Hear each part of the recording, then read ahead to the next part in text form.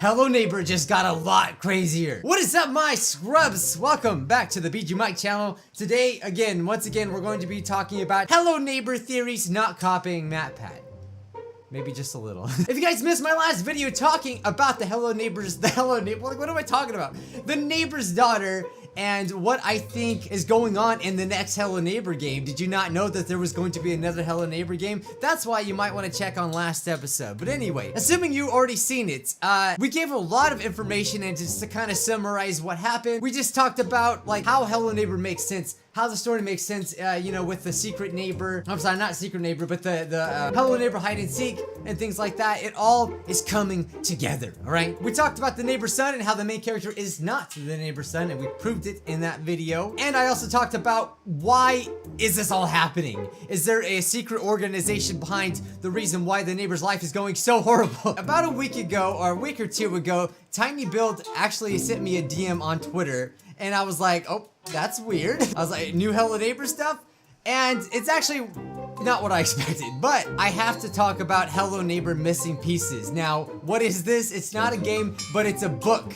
Yes, books, okay? We read on this channel, alright? Not only are we family friendly, but we're educational. But no, for reals, there's gonna be two Hello Neighbor books. One of them is called Missing Pieces, and the other one is called Waking Nightmare. Now, why is this important? It's very, very important, okay? Because what Tiny Build sent me in the DM was 2 pages from the book. Now I understand you're probably still not interested in it, but wait until, let me talk. They sent me 2 of these pages, which basically is just like a sample of what the book is going to be about, and I was like, okay, sure, I'll read it, and I was like, okay. But then I asked them this question. I said, okay, awesome, I do have some questions. Is it safe to say that this story is canon and a part of the game story? Also, is there a reason why you sent me 2 pages specifically? And they replied, to begin, we didn't know exactly how the books would have turned out, but it turned out great. The writer really caught the spirit of the game and the Hello Neighbor universe. So the book became part of the Hello Neighbor universe and is even affecting the upcoming titles. So again, we got a confirmation that there's gonna be more Hello Neighbor, you know, more than just Secret Neighbor, which we all know, which is the multiplayer game, which I don't think that has anything to do with the actual game.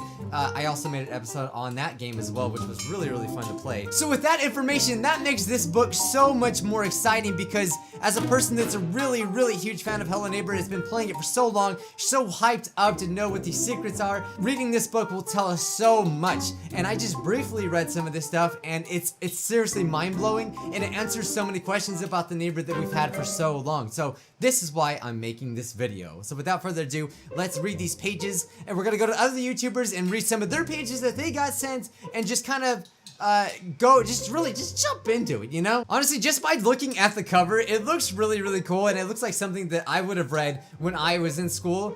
What I read most of the time, like my favorite series, when I was reading in school, was the series of Unfortunate Events. Those books, if you haven't read them, mwah, amazing. They seriously are so funny, and I actually laughed a lot reading them. That series is really special to my heart, and you know, it's actually, you know, it's very mystery influenced and stuff, so check it out, okay? But that's exactly kind of what this reminds me of, and I think this would definitely be up my alley. If this book comes to your school, there better be some major AR points. You guys still do that in school, AR points? Nikki Roth. Who is Nikki Roth? Nikki Roth has always been a lonely kid, but that all changes when the fire. No, I'm sorry, I've been watching Avatar. He's always been a lonely kid, but that all changes when he and his family move to Raven Brooks. Okay, so we all know that is the town that the neighbor takes place in, and meet their eccentric neighbors, the Petersons. What? I've been calling the neighbor Mr. Wilson forever, and it turns out their last names are Peterson. Okay. Look, guys, I have to just assume that everything in this book is going to be canon, after what they told me in that DM. Like, Nikki befriends the Peterson's son. So, okay, so we're talking about the neighbor's son now, and the neighbor's son is named Aaron, bonding over their talents for tinkering. Okay, for tinkering. So they like to put things together, kind of like how the neighbor likes to build his house that breaks the building codes, right? Soon the boys are inseparable and using their skills to pull pranks on the townspeople, but something about Aaron bothers Nikki. That's not good. So it looks like Aaron is the neighbor's son is basically sharing traits of his dad already, just creeping people out. People seem almost afraid of him and his family. Through snippets from Aaron and a lot of sleuthing in the town archives, Nikki discovers a dark past haunting his neighbors. That dark past, something is freaking going on, okay? So that means that even in, you know, Hello Neighbor Hide and Seek, where everything seemed normal and things like that, no, it's not. It's not normal at all. So wait, is Nicky Roth, is that actually the person we play as? So his name is Nicky. I didn't even put that together right now. And you know, that's the one we see playing with the cars across the street. A streak of bad luck they can't seem to shake. Aaron thinks that this is all behind them now, but Nicky has a feeling the Petersons are fated for another tragedy. This pulse-pounding prequel novel to the hit game Hello Neighbor includes 2 colored illustrations throughout to help readers unwind the mystery at the heart of the game. So that just right there explains that yes, this is canon story right here. I'm fixing to order these books right now. Actually, I should mention they come out August 28th, guys. So get your copy down below. I'll be sure to link it. I'm definitely gonna be ordering these books. We should do like a live stream reading this book. Nah, that would be wrong, but like, I'll probably get the book, read it, and make a video about the book for those of you that maybe can't afford it. But I really highly suggest you guys pick this up, and hopefully they do have it at your school library, because I know if it was me, I would be checking those books out and no one would be getting them. All right?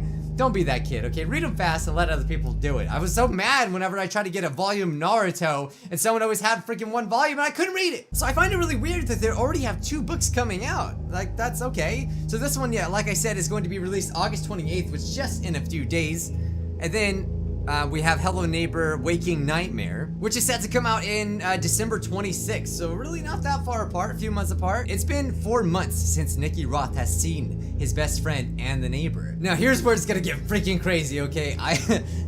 This is gonna answer some questions right here. Aaron's father, so a reclusive theme park designer.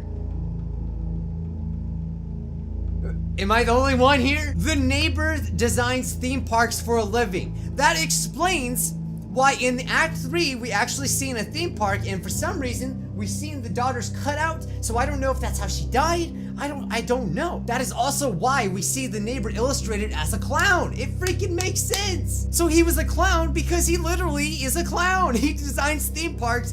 And I don't know if he created his own theme park, and is it like in the city, or is it he just like goes crazy and turns his house into a theme park? So that's what it really is. So jumping back to the story, so Aaron's father, a reclusive theme park designer, told the town that Aaron and his sister Maya are living with a relative far away, but Nicky can't seem to accept it. So the neighbor is lying about his children living with a relative. Now, where's the mom in this? I have a feeling that this is mom's ribs right here. And I like this illustration because it shows the main character walking in the background, okay? This is so crazy to get this information. Like, it's actually just been sitting here. And we've had these questions for so long. Plagued by terrifying nightmares of robotic mannequins, rotting theme parks, and a dark basement, Nicky teams up with his friends from school to find out what really happened to Aaron and Maya. Maya, probably Maya. Together they start piecing together a picture more disturbing than they could have imagined. The screams coming from the neighbor's house can't be nothing, and Nicky is determined to get to the bottom of where his friends went and what, if anything, can be done to save them. Boy, I am so hyped to read. So I do have some concerns. Like these books only take place when we're little, which would be in Act 1 and Act 2, I believe. But it seems to have really nothing to do with Act 3. I really think, and this is coming from what I said in last episode, is that I think Act 3 was all in our minds. And, you know, Act 1 and Act 2 is just what really took place. And I'm guessing at the end of the next game, or at the end of these books, we'll find out why the neighbor's house got burnt down. Okay, how did that happen? I have so many questions. See, this is what I wanted from Hello Neighbor to begin with. Now, I think they're really answering these concerns with the new game that is going to be coming out, which I really want to take another look at. So one more time, we're going to take a look at Hello Neighbor Hide and Seek Reveal, coming August 30th on the Tiny Bell channel. Something really troubling has happened. Why is she like limping? Why is she holding her arm? Clearly, the neighbor is gone absolutely crazy, and us, the kid, right? I can't remember his name right now. Nicky is his name? Yeah. We're trying to get to the bottom of this. I'm guessing at this point of the game, the neighbor's already turned the son into ribs, and probably the mother too.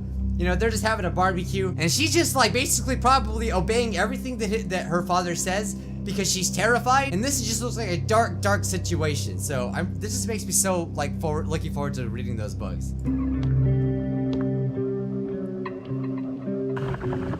it's like, I still don't know, like, what the heck this is all about. It just shows a road and a tree. Like, what am I supposed to get out of this? Oh, but wait, the car crash. I almost forgot about, like, you know, last episode we talked about how, you know, it shows the family getting into a car crash. So, like, we have to assume that at least the mom died, or at least someone died, because that's what we've seen in the flashback. Someone died from the car crash. Let's go ahead and read some of those pages that we got sent, and hopefully that can give us some clues. Now, this is the first time really examining this. I haven't really took like a huge look, just skimmed it just a little bit, but let's see. And I will link these pages down below if you guys want to take a look at it and examine it further. And please, if you do find any like theories, if you think that you know what's going on, please let me know in the comments of this video. Let me know. I'd love to read them. The secret office behind the regular office was probably considered a junk room, a kind of elephant's graveyard where electronics journeyed to eventually die as new hardware was invented to replace them. Maybe the tech guy at the Golden Apple Corporation?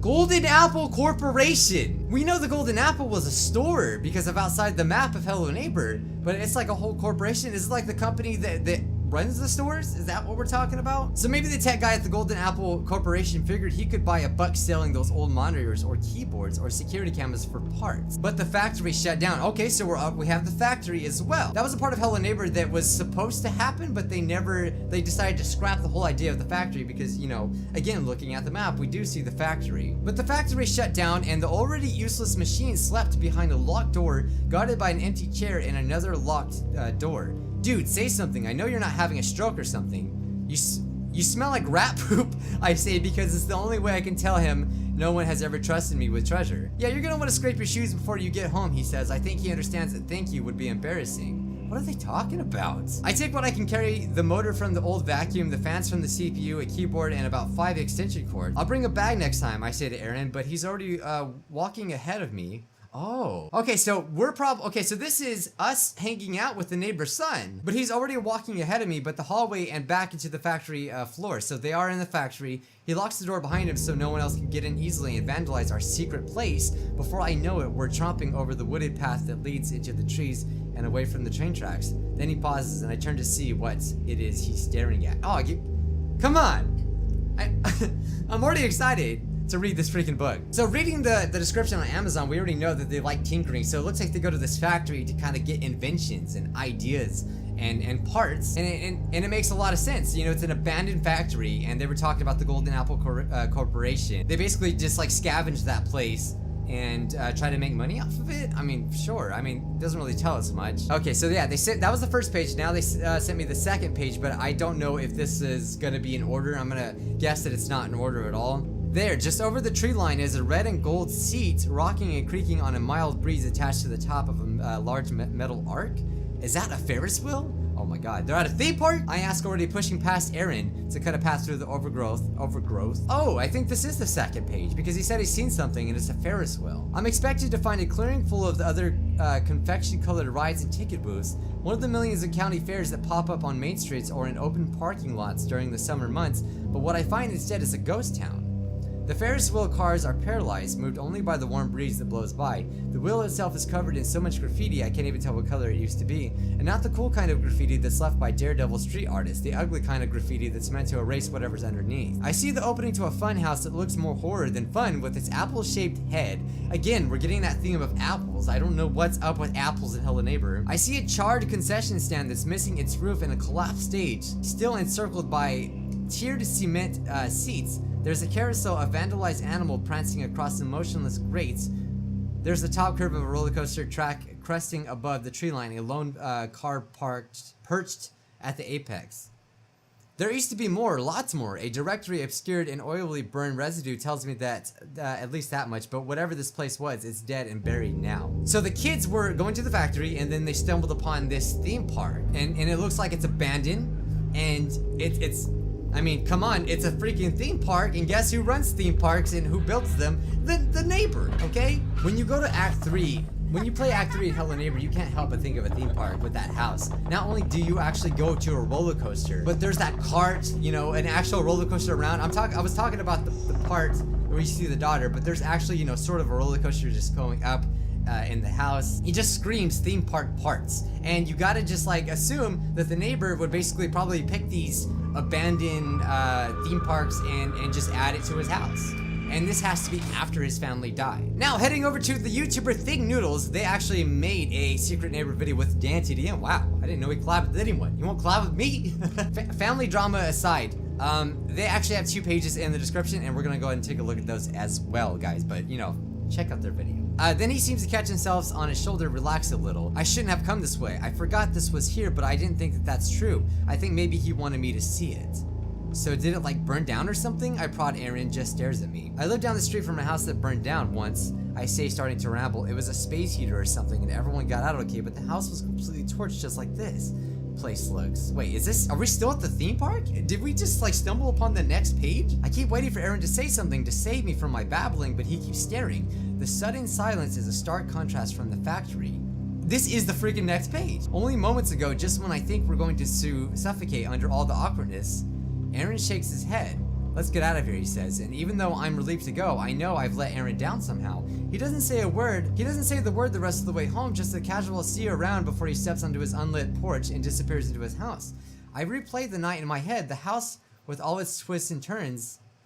His dad's unique sense of humor. Oh, okay. The factory, the amusement park. I tried to figure out when things turned weird. Aaron was squirmy after we left his house, but that seemed to wear off once he showed me the factory. It was only after we got to the burnt remains of what? Take it. So this story does give a little bit of context. It looks like they actually went to the neighbor's house. I replayed the night in my head, the house with all its twists and turns, his dad's unique sense of humor. So it looks like Aaron invited Nikki into the house, and then he met the actual neighbor. And about at that time, he was like, I'm gonna kidnap you.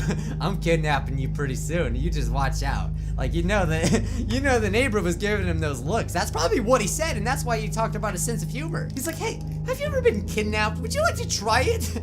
You know? One of the most noteworthy lines is this right here. I shouldn't have come this way. I forgot this was here. Now, I believe that is Aaron, the neighbor's son, speaking about that. And then we say, but I don't think that's true. I think maybe he wanted me to see it. Again, going back to the description, it says that maybe something's really weird with the son. Like the whole family's got a problem and they're evil. Now, what can make them evil? That's the question that we need to ask. Is it the shadow? I really think that the shadow was just like a thing made up in our head, but maybe there's more to it. Like, I just look at those crows, you know, because it's so weird. And Hello Neighbor Hide and Seek, the family seems so normal. I really think that a little bit after that, that's when they turn weird, and then we meet, you know, the main character, and then, like, they're just possessed by this thing. And it's gotta have something to do with that crow. It's just so interesting that the neighbor's kids are as weird as him, if not more weird. The guy who shared his trove of abandoned electronics had disappeared, and the angry, scared kid left in his place needed me to know something. What were you trying to tell me, you weirdo? I asked Aaron's dark porch, because I know what it's like to want someone to guess how you're feeling. It's way easier than saying it. I set my electronics haul beside the door and decide I'll leave it there until morning. Maybe by then I'll have a plausible explanation for where they came from. I barely have time to close the door in front of me before Mom and Dad pounce on me. Did you have fun? What's he like? Are you in the same grade? What the heck? Have you had dinner yet? Yeah, he's okay, same grade, I say, then I shrug, not hungry. Mom's palm cups my forehead. You coming down with something? I just don't feel like eating, okay? Mom and Dad exchange a look, but he looks like our son, Dad says. But he reaches for my face, tilting my chin to see my nose, pinching my cheeks to open my mouth. Wait, who are we? What? To try to visualize this story, it looks like they found these, you know, they went to the factory, they found the amusement park, and then they went home, and we kind of just like walked Aaron home to his house, and then we went to our house. I mean, they do live right across the street from each other. And so when he says, what were you trying to tell me, you weirdo? I asked Aaron's dark porch, is because he was already inside and we said this to ourselves, it seems like. And then we go home and our mom and dad basically, you know, bombards us with questions. Did you have fun? What's he like? Are you in the same grade? Have you had dinner yet? And for some reason, they're just really excited for us to have friends, I guess, or they probably want to know about the neighbor as bad as we do, you know? That's what it kind of seems like. They're like really curious. So the next pages we see comes from Think Sia, and they're also the one that did the collab with Think Noodles and stuff like that. So they have pages. How are we getting all these pages in the right order? What the heck? I don't know, Lou. He could be a changeling. Hardy har har, I say, swatting Dad's hand away. So his mom's name is Lou. Now we know that. Could be short for like Luann or something. Sure hope it's not Lewis. Well, you have two choices, Mom says. You can stay here and eat like a normal 12-year-old. Okay, so he's 12. Okay, we got some more information. Or you can run a boring errand with your boring mother. I hadn't noticed before, but she's wearing her rain jacket and shoes. I need a book from my office, she says. She works at an office. A book from her office at the university. She works at a university. Okay, all right. Your office is near the campus library, right? Mom cocks her head to the side. Just the science library, but does it have newspapers like old records? Mom looks like she wants to ask another question, then loses interest. Probably, she says, grabbing her car keys. So we want to get some newspaper records to basically find some information on this family. Family, I can't talk. Our shoes squeaking against the orange and white linoleum of the life science building on the east side of the campus. The university's old and some of the original buildings are really pretty. All brick and dark wood and pillars. The east end of the grounds, though, was built sometime in the 60s, and I'm pretty sure that was the last time anyone's touched it. That's one of the reasons the school is so exciting about having Mom on the faculty. She's a chemist and not... I hope the next page is the right thing. Oh, and not just any chemist. She's written a couple of papers on some experiments she did and got published in some hoity-toity, what does that mean? Journals. And now people know that Luann, I knew it was Luann. Roth is super smart. Smart scientist means more student enrollment, which means maybe the school will finally be able to buy some new equipment and remodel the bathrooms, or so Dad says. So where does Dad work? Which way is the library? I asked Mom. Downstairs to the left, but Narf, I'm only going to be a minute. Narf? What kind of nickname is that? Meet me down there. I call over my shoulder, disappearing down the stairs and around the dark hallway before she can tell me no. The science library is smaller than most elementary school libraries, which makes it easy to find the periodical section. Most of the tables are piled with neatly stacked science journals, well worn with sticky covers and dog-eared pages. Those aren't going to help me though. I keep scanning the periodical shelf until finally, in the very bottom corner, I spy a pile of old newspapers. The masthead on one I recognize from the sign of the building where Dad works, the Raven Brooks Banner. I sit on the ground and pull the stack into my lap, skimming through the headlines as quickly as I can for anything with the words golden and apple.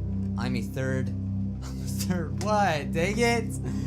I'm so invested now. I have to read this book. So Tiny Build, they let me know that Burrs Gamer actually made a video on this as well. Again, I will be linking all these videos down in the description for you guys to check out, you know, the links and such. He actually has the beginning. He has the first part to my second part, and we just kind of went in order. I think that was a really lucky streak that we did, honestly. The factory should be fenced off. Maybe it was at some point, but it sure isn't now, and we shouldn't be able to walk right through the front door, but we do. I used to love golden apples, Aaron says, and his eyes get all dreamy. I wait for the explanation, but all I get is a look of shock. You never had golden apples? So wait a minute, is this factory about, is it like an apple factory? It's the Golden Apple Factory. That's what I'm getting out of this. And apparently all this that we've been reading is from chapter 4, and that's pretty cool. We got to see illustration and stuff like that. I'm going to need you to stop saying golden apples, I say. It sounds like something my grandma would make me eat. I shake my crooked finger at him and try my best old granny voice. Eat your golden apples so you grow big and strong, dearie.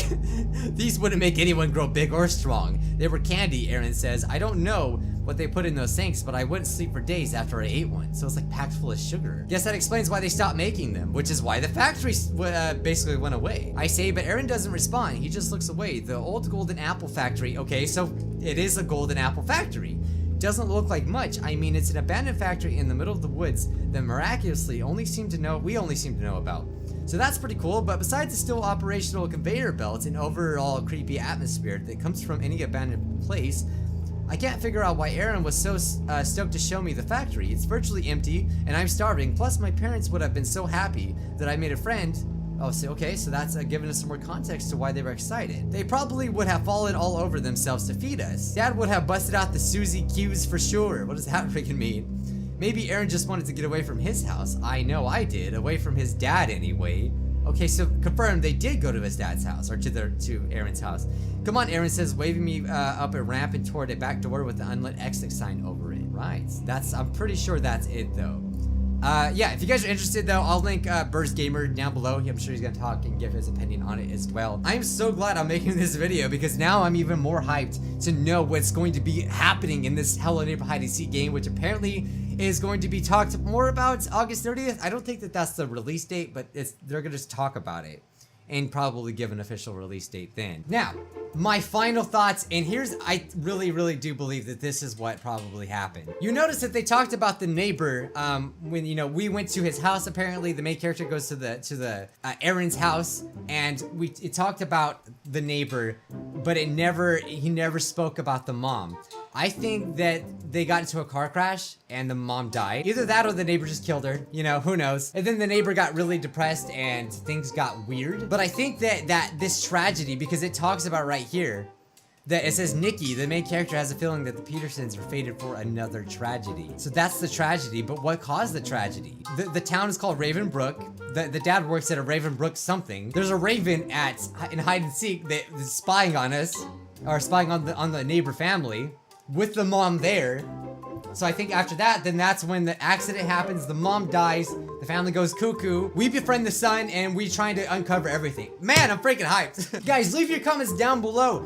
Can you come up with a better theory than I can? I really think that that's what's gonna happen, and I just can't wait. I really, really, really can't wait. We're not gonna do Scrub of the Day today, but I wanna thank Tiny Build so much for giving me this opportunity to really talk about this story and speculate, and guys, check out more Hello Neighbor if you would like.